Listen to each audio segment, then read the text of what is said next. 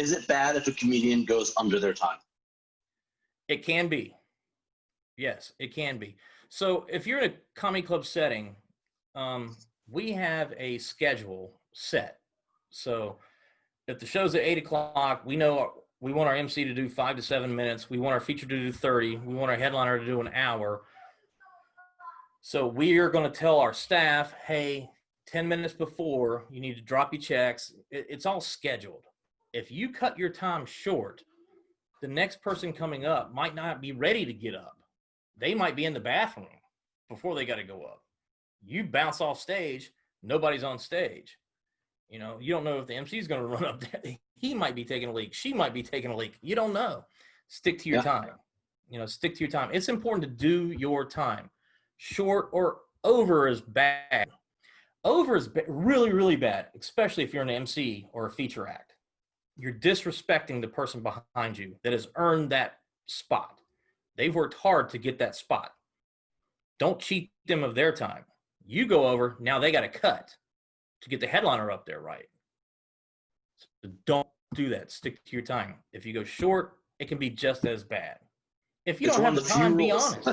Just be honest. I mean, I've had many times people come up and go, you know, I got 15 minutes. I'm like, do you really? You got 15? How much of it is crowd work? Well, about 5 minutes. I'm like, well, then you got 10. How much of that 10 is actually funny, that is written word for word, scripted, that you know what you're going to say? You know what's coming out of your mouth. I'm like, about 7. And then I'm like, you got 7 minutes. You don't have 15, you got 7. Yeah. You know, so be honest. Because here's the thing, if you get up there and you fail, we're not going to forget it. We're not going to forget it. Yeah. You get up there and do a bad job, that's going to be stuck in our head forever. It could be 2 years from now. And you'll go, hey, can I get some stage time? I'm like, nah, dude. I mean, remember the time you cut me short? It's stuck in our head. So many people, so many headliners will offer those, like if they're friends there or they know someone, they're like, oh, you want to do a guest spot? But I got burned a couple of years into comedy. I did a guest spot at the Hard Rock in Fort Lauderdale, and it was probably one of the worst 3 minutes of my life. It took me 3 years to get back in with them after that awful timing. But, know what you're doing, know what you're getting into. And I've heard stories of Eddie Murphy, you know, coming as a young buck and being all headstrong, being like, I could kill it, getting up and bombing, and then, taking him a year to get back into somewhere or more. Same with Chris Rock. Him and Charlie both, his brother. I mean, Charlie was horrible. He was terrible. So when Charlie started to go out, it was like, Charlie Murphy's coming. So everybody bought tickets to see Charlie Murphy. Charlie had 5 minutes of material. 5 minutes. Like, how are you headlining?